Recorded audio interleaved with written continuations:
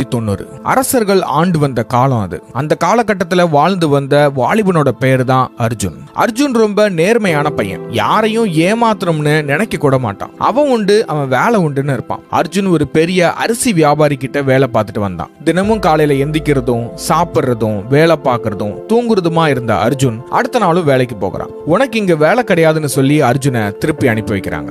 நம்ம அப்படி என்ன தப்பு பண்ணிட்டோம்னு சொல்லி நம்மள வேலையை விட்டு தூக்குறாங்கன்னு வருத்தப்பட்டு அவனுடைய கிராமத்துக்குள்ள நடந்து வந்துகிட்டு இருக்கிறான் அர்ஜுன். அப்ப திடீர்னு பின்னாடி இருந்து ஒரு குரல், எனக்கு யாராவது உதவி பண்ணுங்கன்னு ஒரு முதியவருடைய குரல். உடனே அர்ஜுன் திரும்பி பார்க்கறான். ஒரு வயதான பெரியவர் எடை அதிகமா உள்ள மூடைகளை தன்னுடைய தோல்ல சுமந்துகிட்டு நிக்க முடியாம நிக்கிறாரு. எனக்கு உதவி பண்ண முடியுமா அப்படின்னு அந்த பெரியவர் கேட்க, கண்டிப்பா பண்றேன் பெரியவரே அப்படின்னு அர்ஜுன் சொல்றான். என்கிட்ட 3 மூடைகள் இருக்கு. இதை தூக்கிக்கிட்டு என்னால பக்கத்து கிராமம் வரைக்கும் போக முடியாது. அதுலயும் இந்த 3வது மூடை ரொம்ப எடை அதிகமா இருக்கிற காரணத்தினால கண்டிப்பா என்னால நடக்க முடியாது. இந்த 3வது மூடையை மட்டும் நீ தூக்கிக்கிட்டு வா, என்னால அந்த 2 மூடையையும் தூக்க முடியும். நீ சும்மா ஒண்ணு எனக்கு உதவி பண்ண வேண்டாம், நான் உனக்கு 3 தங்க நாணயம் தாரேன் அப்படின்னு சொல்றாரு. அர்ஜுனுக்கு வேலை இல்லாத காரணத்தினால மறுக்காம அவர் சொன்னதை ஏத்துக்கிறான். அந்த பெரியவர் சொன்னபடியே அர்ஜுன் அந்த பெரிய மூடையை தூக்குறான். தூக்கி தன்னுடைய தோல்ல வச்சதுக்கு அப்புறம், இது நான் நினைச்சதை விட ரொம்ப அதிகமான எடையா தெரியுதே அப்படின்னு சொல்ல, ஆமாப்பா அது அதிக எடையுள்ள மூடை தான்.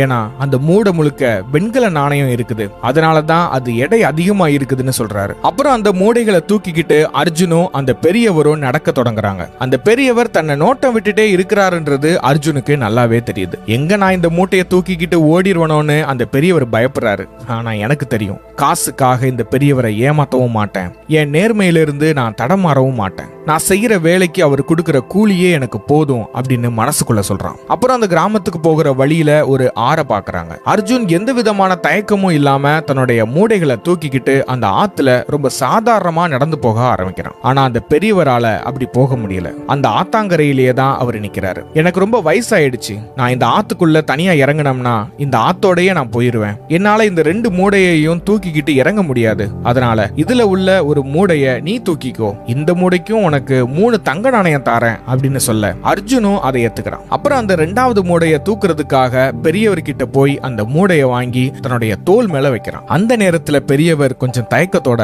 இந்த மூடைகளை தூக்கிக்கிட்டு ஓட மாட்டேன்னு எனக்கு ஒரு சத்தியம் பண்ண முடியுமா அப்படின்னு கேக்குறாரு.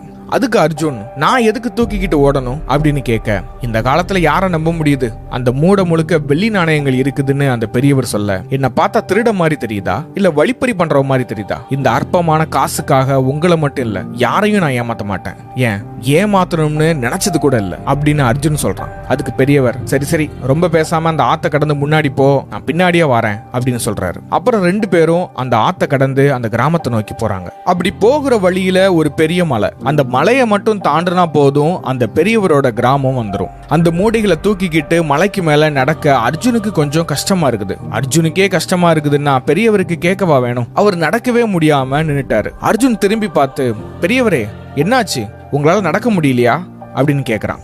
ஆமா, என்னால நடக்க கூட முடியல.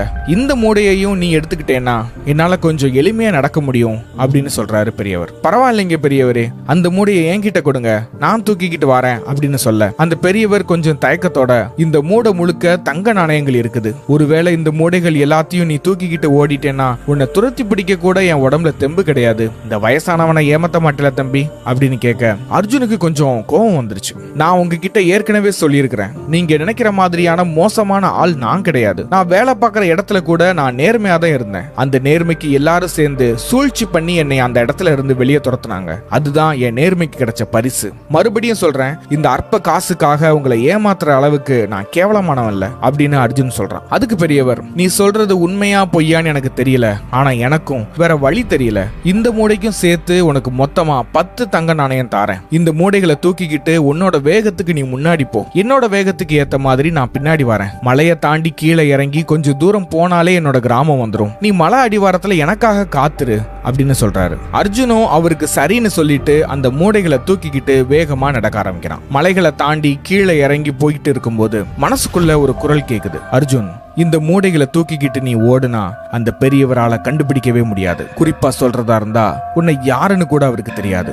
நேர்மையா இருந்து வாழ்க்கையில உனக்கு என்ன கிடைச்சது? இந்த மூடைகளை தூக்கிக்கிட்டு நீ போனா வாழ்க்கை முழுக்க நீ வேலை பார்க்கவே வேண்டாம். நீ மட்டும் இல்ல, 3 தலைமுறைக்கு நீ பணக்காரனாவே இருக்கலாம். பணக்காரனா இருந்தா பணக்கார பொண்ணை கல்யாணம் பண்ணலாம். வாழ்க்கையில அதிர்ஷ்டம் ஒரு தடவை தான் கிடைக்கும் அர்ஜுன். அந்த பெரியவருக்கு எதுக்கு இவ்வளவு தங்க நாணயங்கள்?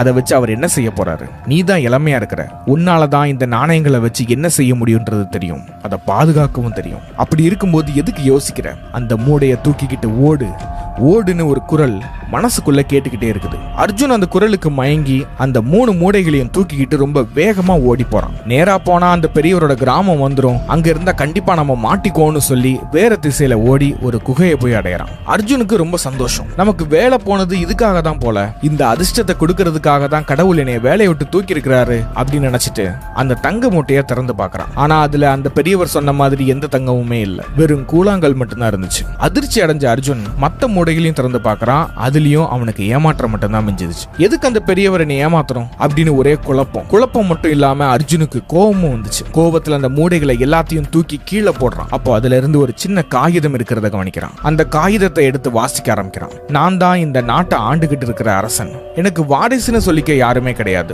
எனக்கு ஏகப்பட்ட சொத்துக்கள் இருக்குது.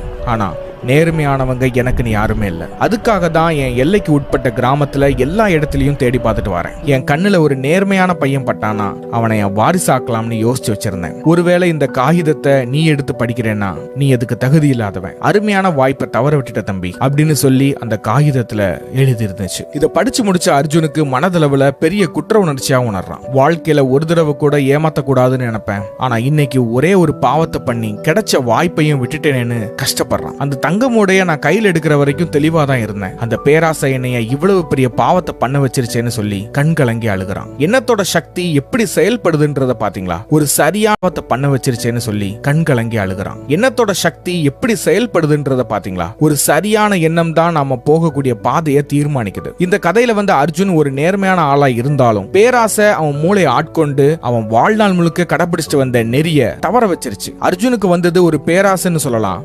சபலம்னு சொல்லலாம், தீய எண்ணம்னு சொல்லலாம்.